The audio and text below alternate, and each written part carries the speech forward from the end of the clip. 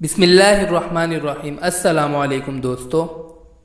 اہل یہود کی ایک جماعت اپنے بہت بڑے عالم راس الجلود کی قیادت میں حضرت علی کی خدمت میں آئے اور کہنے لگے ہمیں کچھ سوالات کے جوابات درکار ہیں اور جوابات ہماری کتاب کے مطابق ہونے چاہیے، یعنی ان کی تصدیق ہماری کتاب سے ہونی چاہیے، ورنہ ہمیں معلوم نہیں ہو پائے گا کہ آپ نے درست جواب دیے یا غلط۔ حضرت علی نے فرمایا ایسا ہی ہوگا۔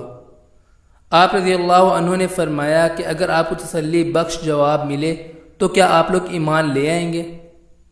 انہوں نے کہا کہ ہم ضرور ایمان لے آئیں گے۔ جب یہ شرائط طے پا گئیں تو راس الجلود نے کہا کہ اگر آپ کی اجازت ہو تو ہم سوالات پوچھنا شروع کریں۔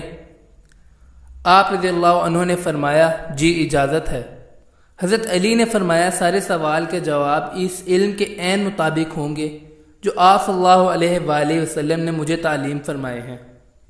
تو سوال و جواب کا سلسلہ شروع ہوا۔ راس الجلود نے پہلا سوال کیا، وہ کون سی چیز ہے جو خدا کے لیے نہیں ہے؟ حضرت علی نے جواب دیا وہ چیز جو خدا کے لیے نہیں ہے وہ شرک ہے، کیونکہ خدا کا کوئی شریک نہیں۔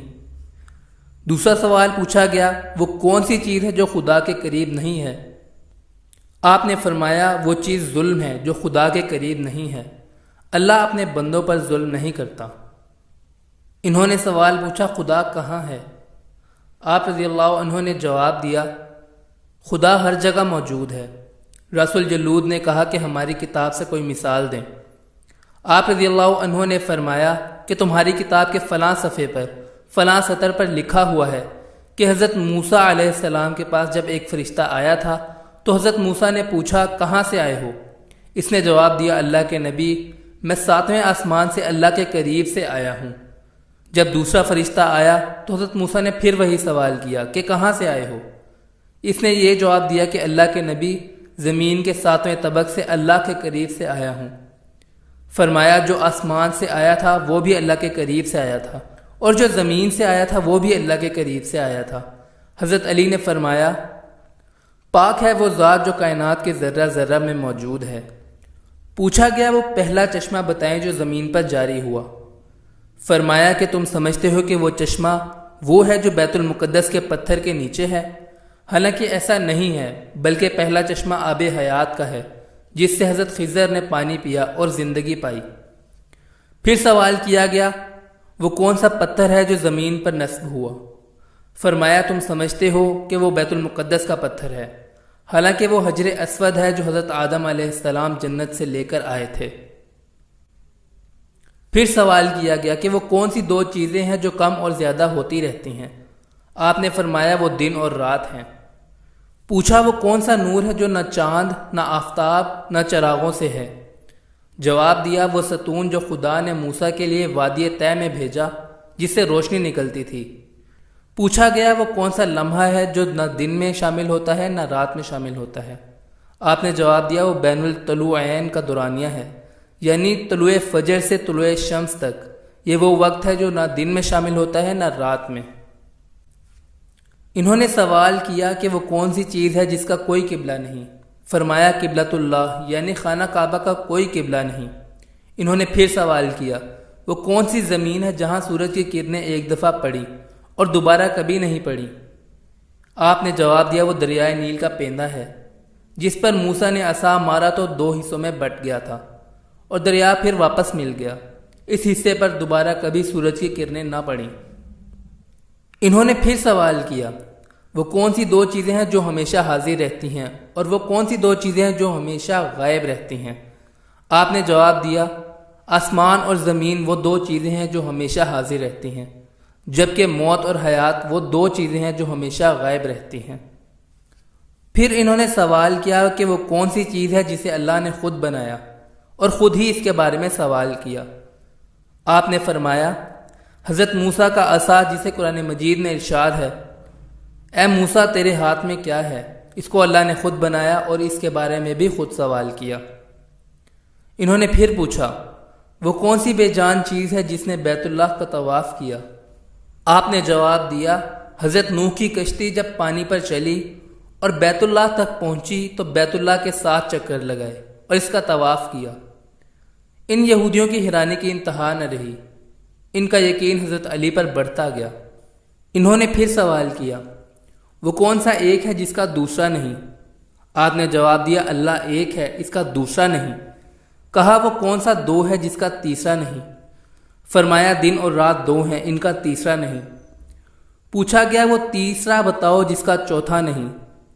آپ نے جواب دیا، لوح، قلم، کرسی تین ہیں، ان کا چوتھا کوئی نہیں۔ پوچھا، جن کا چار ہے اور پانچواں نہیں؟ فرمایا، تورات، زبور، انجیل اور قرآن مجید، یہ چار ہیں، ان کا پانچواں کوئی نہیں۔ پوچھا، پانچ بتاؤ جن کا چھٹا نہیں ہے؟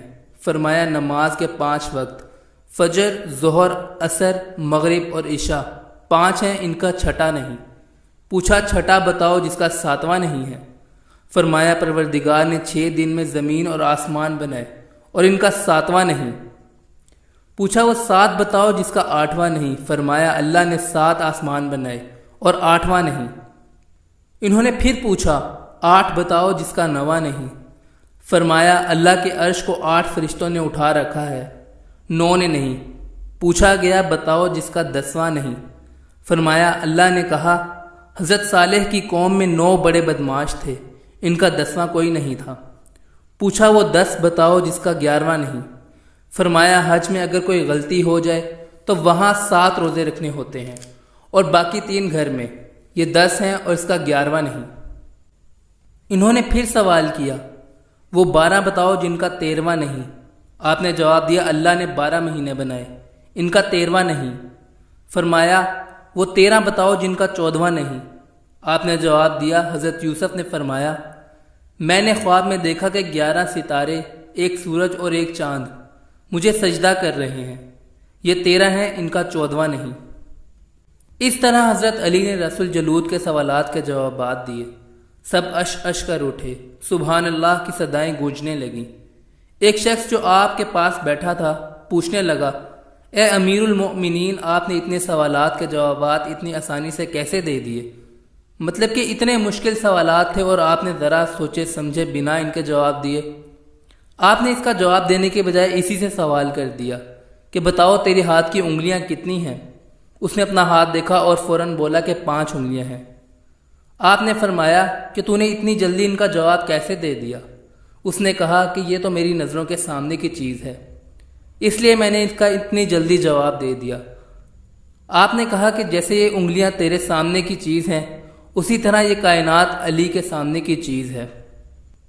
اس کے بعد وہ جماعت جو یہودیوں کی تھی وہ کچھ سوچ بچار میں پڑ گئی، اور پھر ان لوگوں نے حضرت علی سے آخری 2 سوال کیے۔ انہوں نے پوچھا کہ آسمانوں اور جنت کا مقفل یعنی تالا کیا ہے؟ آپ نے جواب دیا، شرک، یعنی شرک کرنے سے اعمال قبول نہیں ہوتے۔ پھر انہوں نے پوچھا کہ جنت کی کنجی کیا ہے؟ حضرت علی شیر خدا نے جواب دیا، عشق رسول صلی اللہ علیہ وآلہ وسلم جنت کی کنجی ہے۔ وہ سب یہودی آپ سے بہت متاثر ہوئے اور آپ پر ایمان لے آئے اور دین اسلام قبول کر لیا۔ سبحان اللہ۔ اس کے ساتھ ہی ہماری ویڈیو کا اختتام ہوتا ہے۔ اگر آپ کو ہماری ویڈیو پسند آئی تو اس کو لائک اور ہمارے چینل روشنی کا راستہ کو ضرور سبسکرائب کریں۔ شکریہ۔